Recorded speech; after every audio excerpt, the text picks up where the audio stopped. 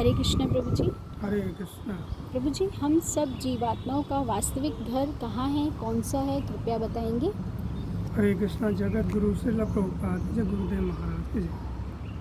जैसे आपने प्रश्न किया कि हम जीवात्मा का वास्तविक घर कहाँ है, तो अभी कुछ दिन पहले मेरे मन में ऐसी प्रश्न आ रहा था, क्योंकि मैं ऐसा देखते रहता हूँ, कह लीजिए कि निरीक्षण करते रहता हूँ और फिर सोचते रहता हूँ।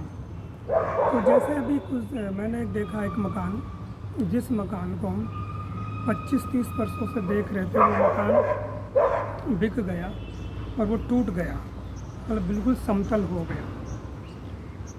तो मेरे मन में ये विचार आया कि ये जो भूमि का अंश है, इसमें 25-30 वर्षों से पहले हम किसी को देख रहे थे, उस मकान को देख रहे थे।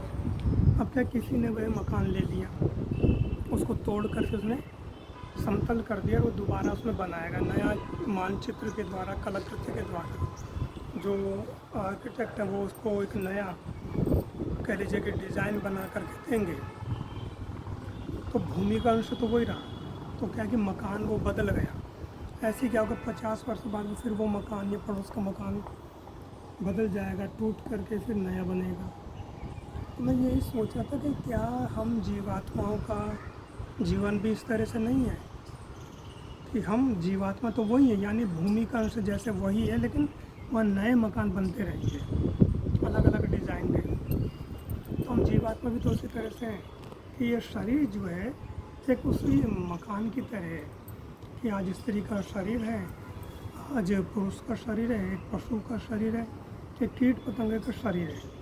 शरीर बदलते रहेगा, यानी जो मकान है उसका जो डिज़ाइन है वो बदलता रहेगा, लेकिन वो भूमि का अंश वही रहेगा, यानी कि वो आत्मा वही रहेगी, लेकिन वो अलग अलग देह प्राप्त करेगी, अलग अलग कह लो कि मकान प्राप्त करेगी, कभी वृक्ष का, कभी पशु का, कभी पक्षी का, कभी देवताओं का।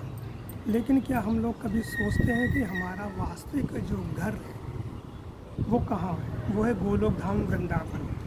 जैसे कि संसार में हम स्थायी नौकरी चाहते हैं, हर व्यक्ति चाहता है कि सरकारी नौकरी लग जाए, क्योंकि उसमें क्या होगा कि जल्दी कोई निकाल नहीं पाएगा। हम अपना मकान चाहते हैं, किराएदार सोचता है कि मेरा अपना मकान हो, एक मकान को छोड़ के दूसरे मकान में किराएदार बनता है और फिर किसी और दूसरे में, तो वो सोचता है कि हमारा स्वयं का मकान हो, यानी स्थायी चाहता है। हम इस संसार में हर कुछ वस्तु स्थायी चाहते हैं, लेकिन ये जो जन्म मृत्यु का चक्र है, इसको रोकने का कोई स्थायी उपाय नहीं ढूंढते ही ना सोचते हैं। उसका उपाय केवल यही है कि भगवान का धाम, जो अविरल विश्राम गृह है हमारा, जहाँ से वापस आना नहीं पड़ता, बार बार हमें मकान नहीं बदलना पड़ेगा, यानी बार बार देह नहीं बदलनी पड़ेगी। हरे कृष्णा, यही हमारा वास्तविक घर है। बहुत बहुत धन्यवाद प्रभु जी, आपने बहुत ही अच्छे अर्थों में, बहुत ही अच्छे तरीके से हमको बताया कि हमारा वास्तविक घर कौन सा है। हरे कृष्णा। जगत गुरु श्रील प्रभुपाद की जय, गुरु महाराज की जय।